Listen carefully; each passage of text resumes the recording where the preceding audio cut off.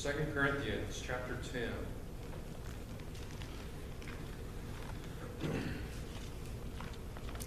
Second Corinthians chapter 10. Paul, throughout 2 Corinthians, has been dealing a lot with some false teachers and them in some ways undermining him and different things, and responding a little bit to the last little bit of those that are there. And in chapter 10, he's kind of, in a way, defending himself, but also in a way pointing out these false teachers that exist in here.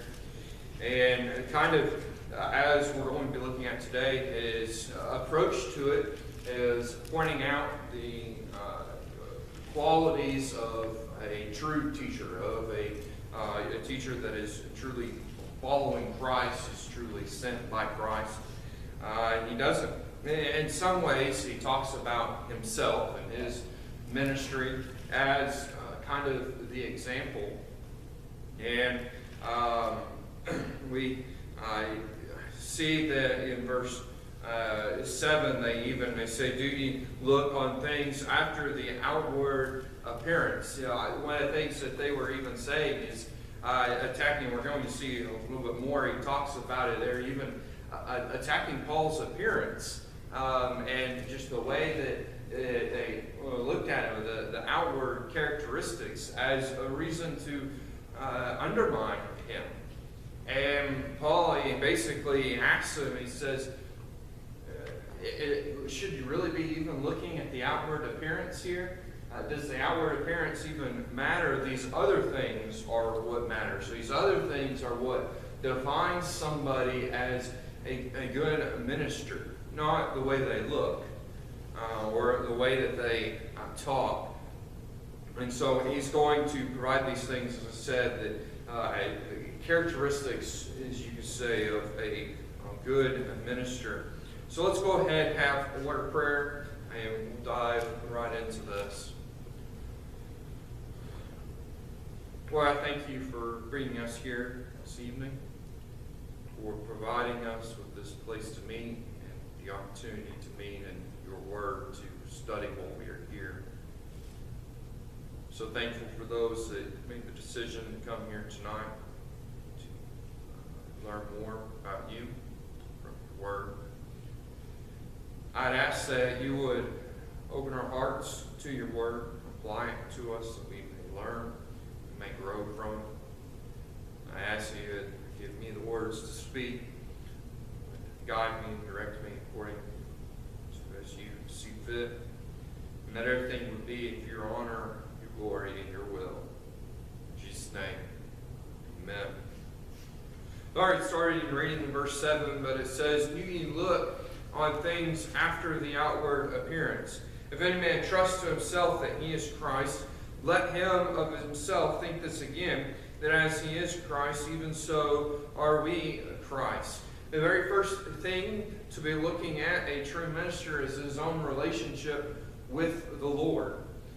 He's making this a statement here that those that are claiming to be serving Christ need to fully consider as to what they are claiming, as to if they are really following him, as if they are really even interested in him. You know, there are false teachers everywhere that will claim to be a minister of Christ, will claim to be following Christ, and have no interest in actually following Christ. They've made their own definitions of what Christ expects. They'll make their own definitions of who he is. And to claim to be following Christ and to be speaking on behalf of Christ is something that is a very, very serious matter to be considered, to be said. If you're going to stand and represent Christ in your speech, you need to make sure that that is actually what you believe, was actually in your heart. tells them this. Think it again. Consider it greatly.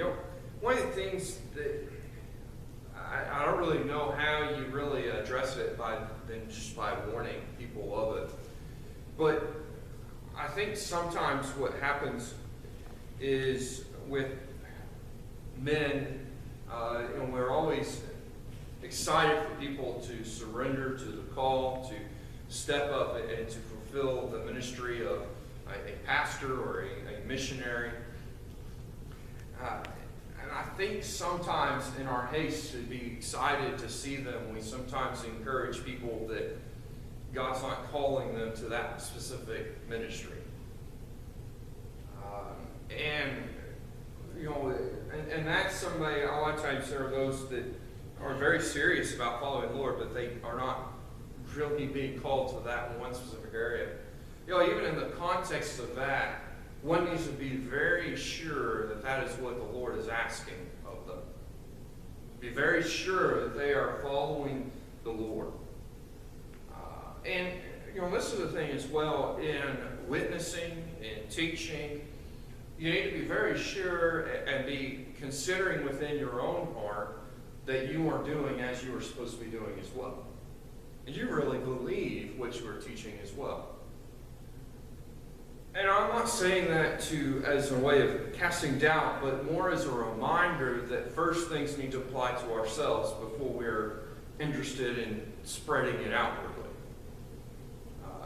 We need to be, Christ talked about when confronting a brother, them having a speck in their own eye and our beam in our own eye, of making sure that we are in the correct place.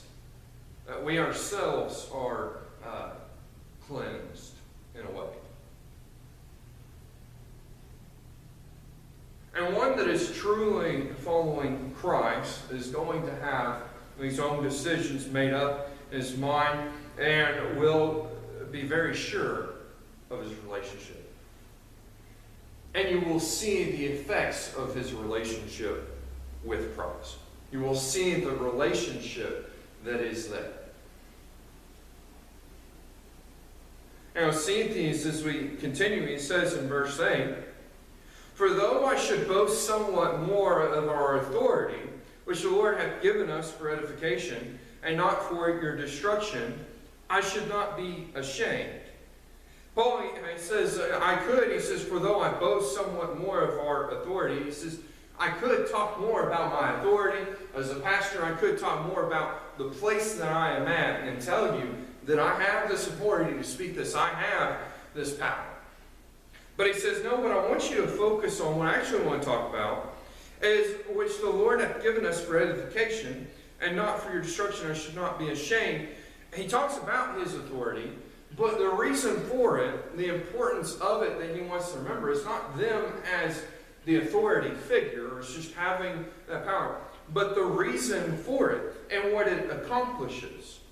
And a true minister, a true one that is following God, we are going to see the impact that his words and his actions have on those that he is teaching, on those that he is with.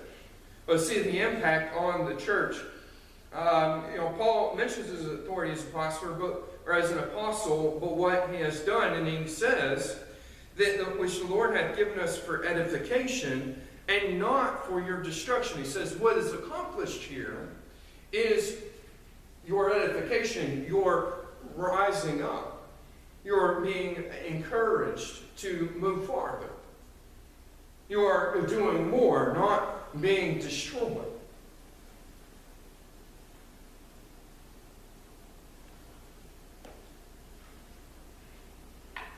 And he says, and I should not be ashamed. This is what he was proud of. This is what had been accomplished in his mind, is that they had been encouraged. They had been lifted up. A characteristic of false teachers is that they are always going to breed divisiveness. They're not going to be encouraging people. They're going to be lifting up themselves. A true follower of Christ is always working to see others increase, to see others grow. even at the cost of themselves. You see this in Paul. Time and time again, Paul talks about being willing to sacrifice himself or placing himself in areas that were not all that exciting for the cause of other people's growth, for the strength of other people. He got up right after being left for dead and went back into the town to try and reach more people. Town that had just kicked him out and left him for dead. Speaks of giving up his own salvation if it meant that the rest of the Jews could be saved. That is someone that is only concerned with seeing the growth of other people. But you look around and you see people that are very clearly false teachers, and what you see is people that are concerned with their own growth. You see people that are very concerned with how much money they can have, or what kind of status symbol it provides for them. You know, there are people that their only concern is trying to get certain people to come to their church so that they can be increased in status amongst the community or amongst the country. I've heard of people that were saying for the cause of Christ that they needed a new private jet. Not one, but another private jet. It's only increasing yourself.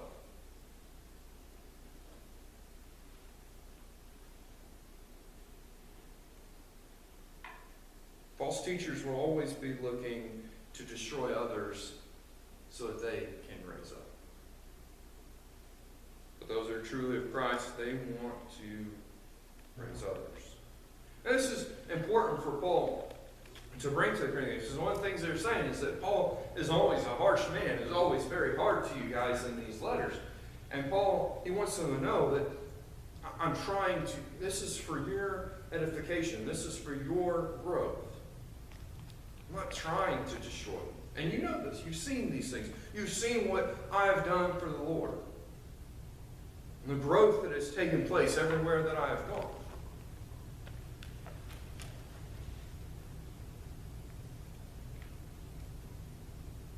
Verse 9 we see, he says, that I may not seem as if I would terrify you by letters. Next thing we see is his care. And he mentions the reason that I wrote was not because I wanted to scare you guys. Not because I wanted you guys to fear me.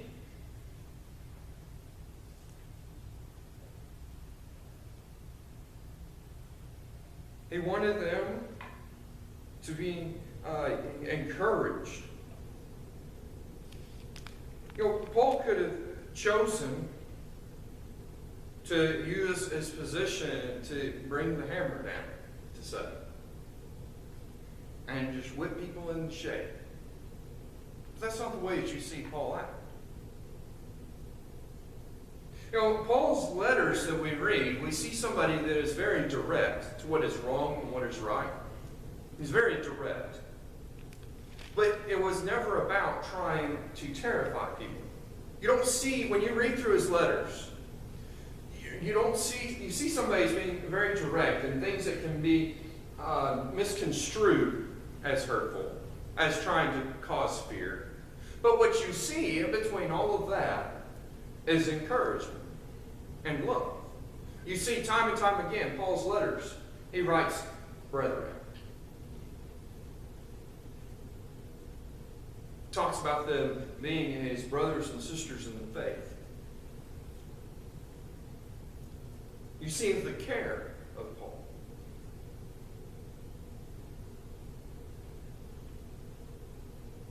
You don't see somebody that's wanting their destruction, that is wanting to cause fear amongst them. He just wants them to correct what is wrong. And the only way to show them what is wrong is to point out what is wrong. He just doesn't beat around the bush.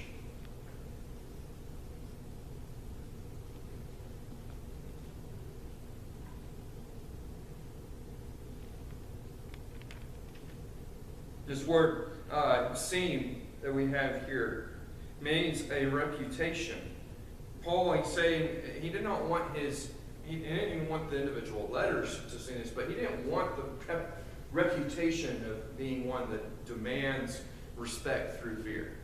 And there are those that are false teachers that the way that they keep people going is through fear.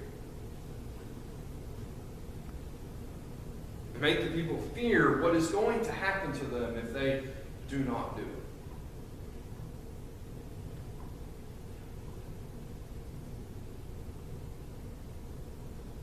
And it's not fear of the Lord, it's a fear of them as an individual. Or terror calling. But this is not one of a true teacher. This is not who Paul is even. In verse 10 he says, "For his letters say, they are weighty and powerful, but his bodily presence is weak, and his speech contemptible." He's now quoting those that were trying to undermine him. We see this, if you look verse 1 of chapter 10, he says, "Now I, Paul, myself, beseech you by the meekness and gentleness of Christ, who have presence and base among you, but being absent and bold towards you." Verse 2, he says, "But I beseech you that I may not be bold when I am present with that confidence wherewith I think to be bold against some which think of us as we walk according to the flesh."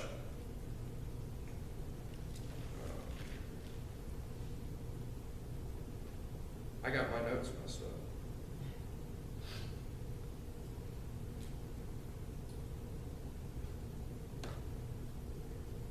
Oh, no, I had it right. I just wasn't paying attention when I was reading. There we go. Verse 1, sorry. In the second half of it, he says, "Whom in presence and base among you, but being absent and bold toward you." The two of these together shows us that people were saying that Paul, he writes, and he's very hurtful or he's very harsh. And then whenever he comes in person, he's very soft and weak. They're trying to paint him as being two different things. And they're even here talking about him in his letters. He tries to present himself as big and important, and the things that he says being big and important. But then they talk about him when he comes in person that he's very weak. His presence is weak. He's timid. And his speech contemptible. And he doesn't speak very well.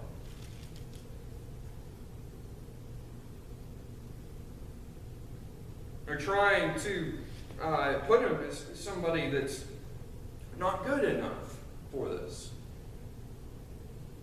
You have to be someone that is of great importance, has a great spirit about them, and is very eloquent with their speech. Well, perfect. But this isn't something that is supposed to be. He talked back in verse 7. He says, "Do you look on the things after the outward appearance?" Well, they're looking at the outward part of it. Looking at the physical characteristics of it. What the world uses to define whether somebody is good or whether somebody is bad. And Paul's saying these do not matter.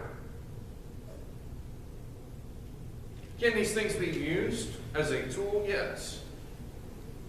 They are not what you use to define whether or not somebody is a minister of God.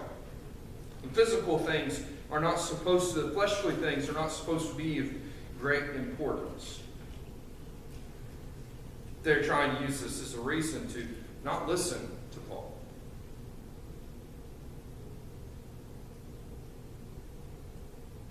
But when looking for a true minister, we need to be looking for, we'll not be worried about their exterior characteristics.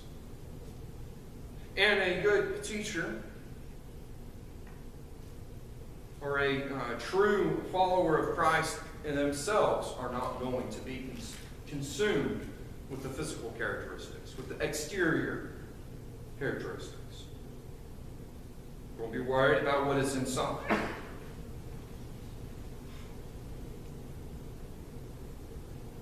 Now, such as we are in the Word by letters when we are absent, such will we be also indeed when we are present. The next thing that he talks about is that it will have integrity. It will be the same in both ways. It will not be wishy-washy. What he writes to them in the letter is going to still be true in person. He's talking about, saying he's different from different place to place. Whenever he comes in person or whenever he's writing, he's different. So it means he's two-faced. But in verse 2, he's already explained this once. He says, "But I beseech you that I may not be bold when I am present with that confidence, wherewith I think to be bold against some, which think of us as if we walked according to the flesh." He tells them, he says, the reason I write to you in the letters is because I want you to correct it before I come. So that things can be more enjoyable when I'm here. If you don't correct it, if you didn't correct it before I came, I would still talk about it. I'd still make a big deal about it. But I give you the opportunity to correct it ahead of time. Because I don't want to be that way when I'm with you. I don't enjoy that. Even when I write the letters, I'm excited for it, but we still have to stand for what is right.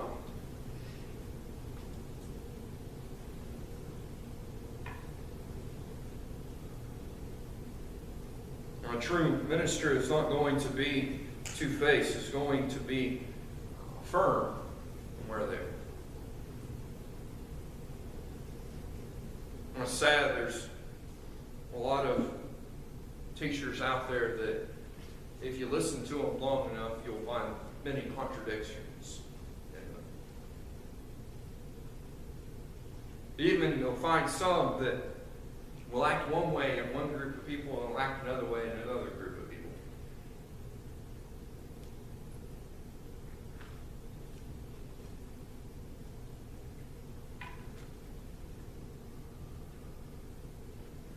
Another thing that happens too is some will speak the talk. They will talk about the way something needs to be, and then when you find them in person, they aren't quite that way.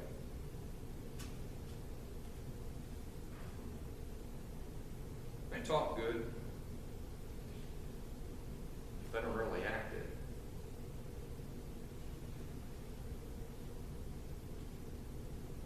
Paul says, "It's the way I am. What I speak is what is true, and I do it all the time." Now, from here to the end of the chapter, he's kind of changing gears more, and he's going to kind of deal more with specifically humility.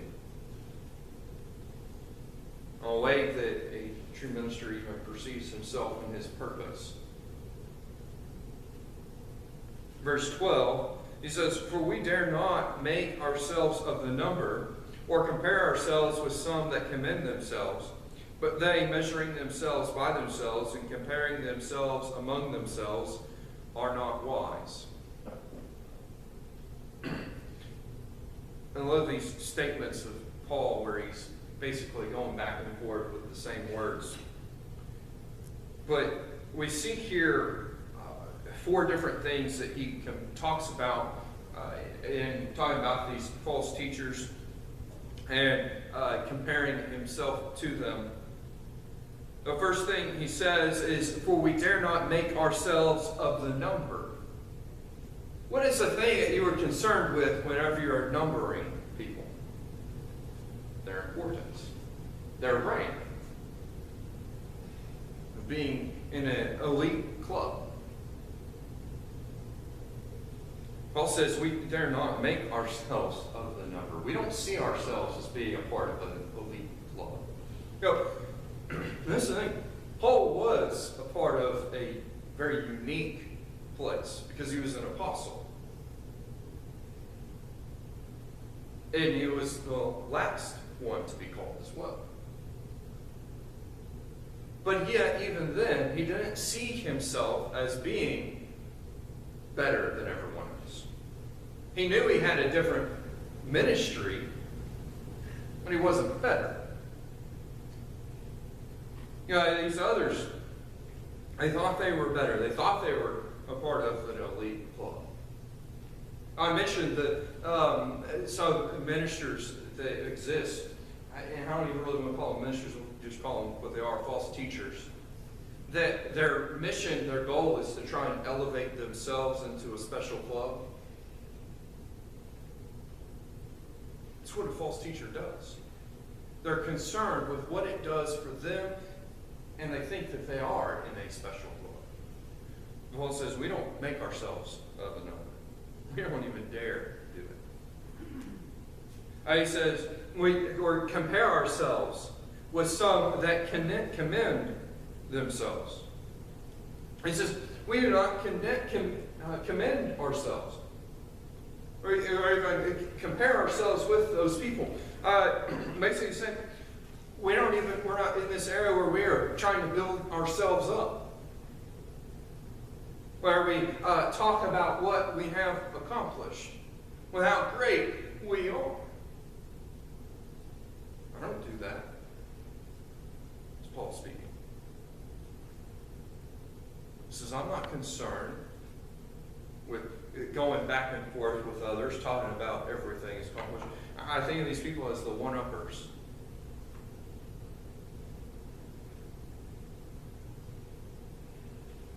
I'm concerned with talking about everything that they did to be taller than the next person.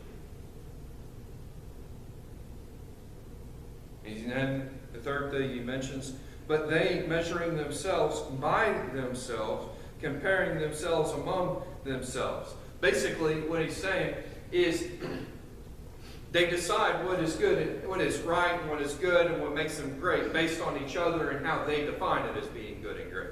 Basically, they've made up their own rules as to what makes them a great minister, what makes them a great person.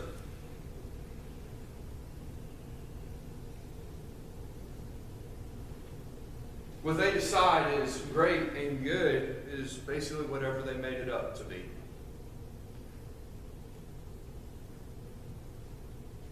Basically, they don't use the standards of God's Word. They don't use Christ's standards for a good minister. They use theirs. A false teacher will do this.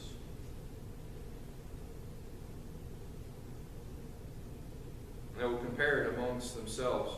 But a true teacher compares themselves to Christ and nobody else.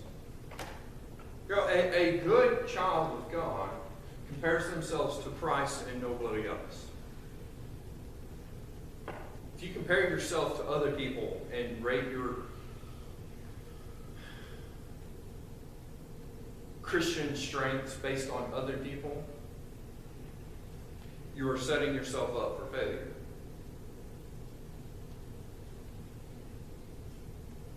Rate yourself according to Christ and His Word.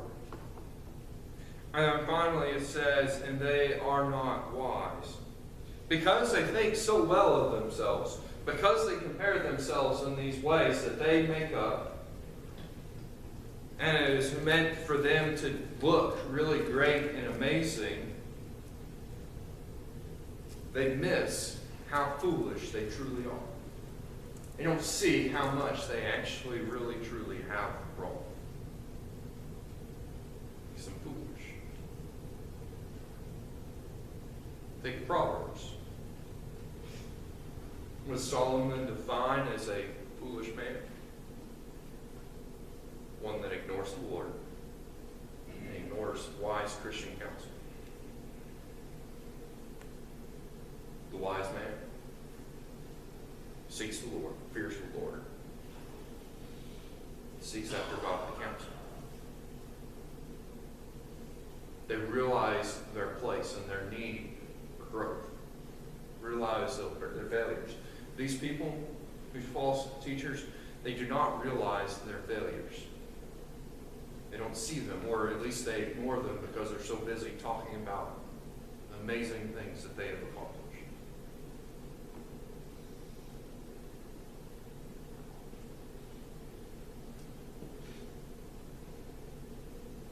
The next thing that Paul talks about is staying within the bounds that God has designed. Verse 13 says, but we will not boast of things without our measure, but according to the measure of the rule which God hath distributed to us, a measure to reach even unto you. For we stretch not ourselves beyond our measure, as though we reach not unto you. For we are come as far as to you also in preaching the gospel of Christ. He says, we do not boast of things without our measure, but according to the measure of the rule which God had distributed to us. These other false teachers and the things they do, they take their tape measure that they wrote the numbers on, and they measure themselves according to that. They measure their stature according to that. And they decide what they need to accomplish and what they need to do according to that standard. But Paul says we don't do that. We do it according to the measure which God had distributed, the rule that He made. We use the measure that God wrote the numbers on. Compared ourselves to that. We decide where we go, what we do according to that. And he says, and that led us to you. Part of that measure, part of that ministry was to come to you, share the gospel. And he says, and we stretch not ourselves beyond our measure. We don't go past what God has established for us, what God has placed us in. We stay within that.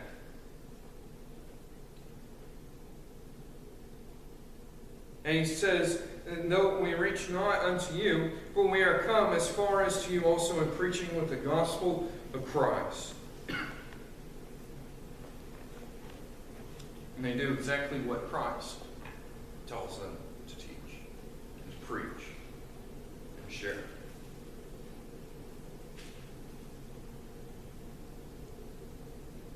Next thing I want us to notice is that they do not boast, they do not take credit when it's not due.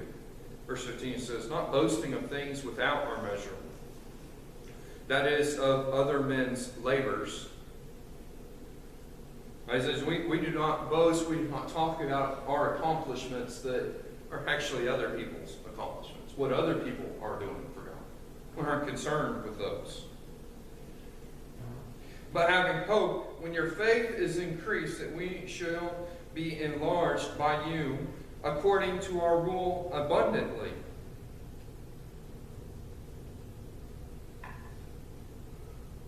He tells them, if your faith is increased because of what we've done, then we are excited for it. Then we talk about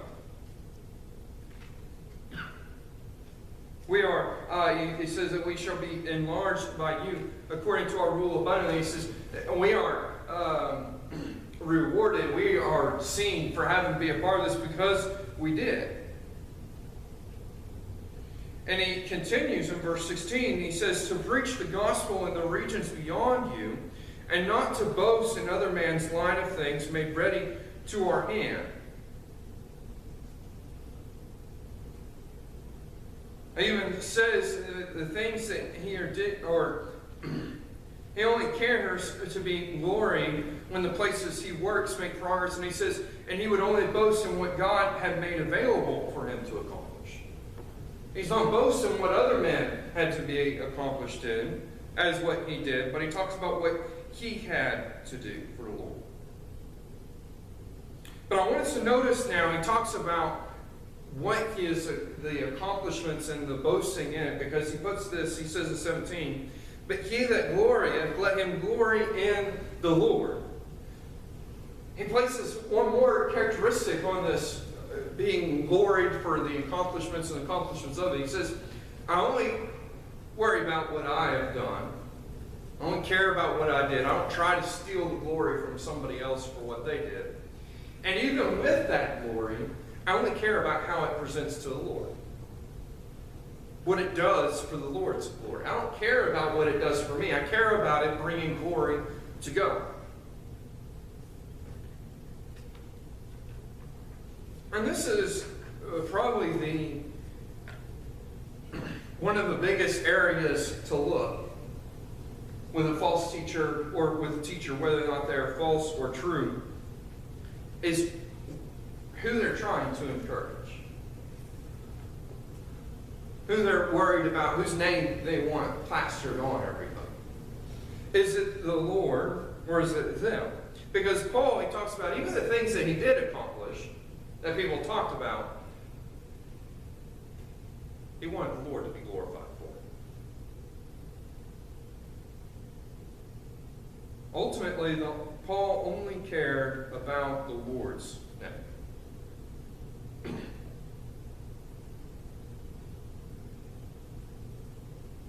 Now I want us to notice verse 18, finally he says, "For not he that committeth himself is approved, but whom the Lord commendeth." The final statement he says is, a false teacher or a teacher is not concerned with what other people think. They are concerned about what the Lord thinks, how the Lord perceives it, what the Lord thought was done. And this is something to remember in all things. It matters what the Lord thinks. That's what matters. Now, anyone that is concerned with what other people think in any relation besides the Lord has their priorities in the wrong place. You know, even in the context of Paul, when you see him refuting those that were undermining his name and his ministry, it was not because of himself. He didn't care what they thought about it. But what he did care about is what it did to the name of God. What he did care about was how, whenever his teachings were undermined, what they were actually doing is undermining the Lord's teachings. No, we need to be concerned with our image and how it reflects to the Lord. But we do not need to be concerned with how the world perceives us in relation to the Lord. It's all in relation to God. If the world sees us as doing things that are against the Lord, then we need to be very concerned with what's causing that thought process. And a true teacher is going to be concerned with the name of God. He's going to be concerned with what the Lord thinks about the place that they're going.